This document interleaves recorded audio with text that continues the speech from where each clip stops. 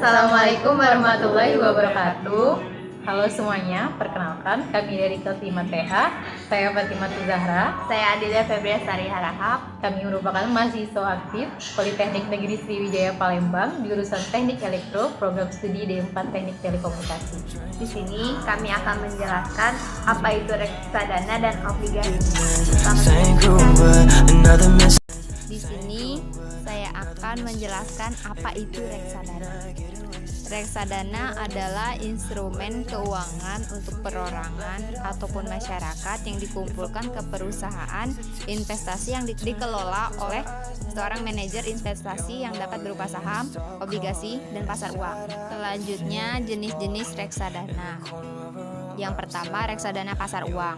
Reksadana pasar uang adalah jenis reksadana yang akan diberikan resiko keuntungannya jauh lebih rendah. Akan tetapi, nilai potensi returnnya terbatas, minimal sekitar 80% dari dana reksadana pasar uang.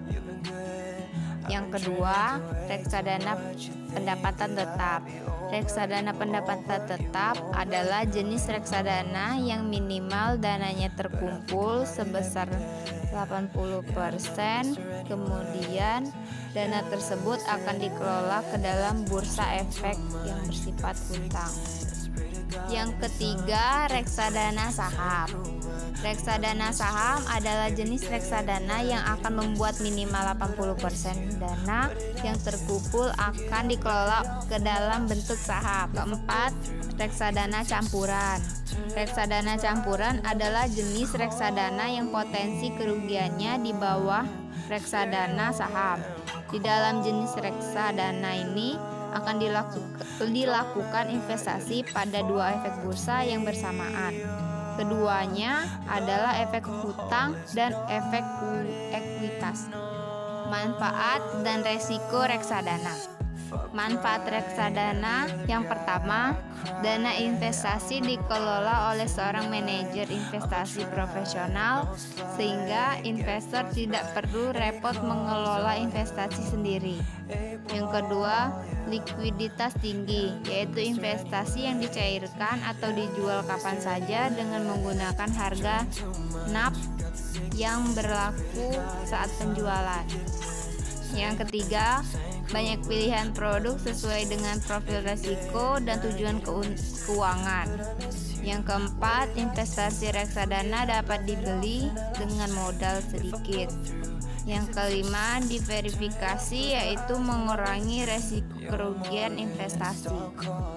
Resiko reksadana yaitu yang pertama, resiko kurangnya nilai investasi yang dipengaruhi oleh turunnya harga dari efek saham, obligasi, dan surat harga lainnya yang masuk dalam portofolio reksadana tersebut. Yang kedua, resiko likuiditas, yaitu terlambat bayarnya perintah penjualan. Yang ketiga, resiko umum pasar modal seperti perubahan kondisi ekonomi dan politik. Yang keempat, resiko bangkrutnya saham dan obligasi yang menjadi portofolio reksadana.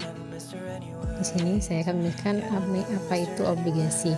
Obligasi adalah sebuah surat utang yang dikeluarkan oleh pemerintah, baik pemerintah pusat atau pemerintah daerah ataupun pemerintah negara lain atau perusahaan asing yang multinasional yang dibeli oleh perorangan, masyarakat, atau sebuah perusahaan melalui perusahaan investasi orang lain maupun aplikasi pihak ketiga, yang kemudian dana tersebut diberikan kepada penerbit surat utang. Penerbit obligasi berkewajiban membayarkan bunga melalui aplikasi pihak ketiga, orang lain, dan perusahaan investasi ke perorangan atau masyarakat ataupun perusahaan yang telah membeli obligasi tersebut. Obligasi ini dipengaruhi oleh permintaan, di mana obligasi dengan permintaan ini berbanding lurus. Ketika permintaan naik, maka nilai obligasi pun akan naik. Ketika nilai permintaan turun, maka obligasi pun akan turun. Dan karena obligasi ini diperdagangkan di masyarakat, maka kita bisa sebut obligasi ini disebut pasar uang. Selanjutnya saya akan menjelaskan mengenai jenis-jenis obligasi. Di mana obligasi ini dijelaskan berdasarkan beberapa faktor. Yang pertama berdasarkan imbal hasil, di mana obligasi ini terdiri dari obligasi konvensional dan syariah. Yang kedua berdasarkan sisi penerbitnya. Yang pertama ada obligasi pemerintah atau treasury bond. Yang kedua ada obligasi korporasi atau corporate bond. Kemudian ada obligasi daerah atau municipal bond. Dan yang terakhir ada foreign bond.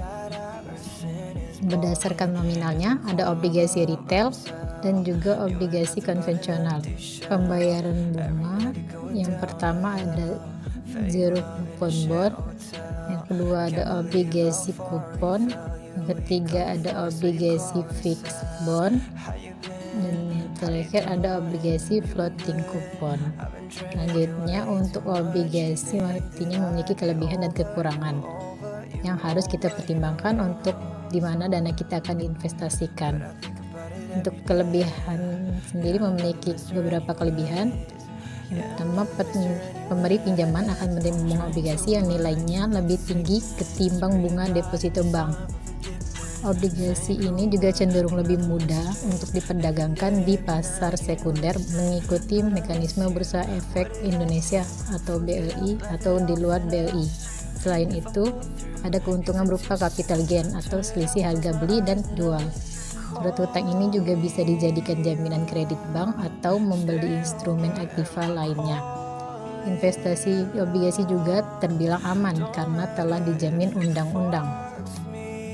Namun, di samping itu obligasi juga memiliki beberapa kelemahan, seperti risiko gagal bayar yang mengakibatkan investor tidak mendapatkan keuntungan atau kehilangan nilai investasinya.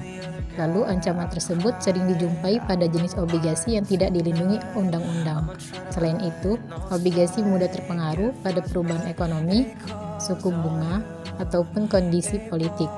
Penjualan kembali obligasi di pasar modal bisa mengalami penurunan harga apabila surat utang tidak dijual sebelum jatuh tempo.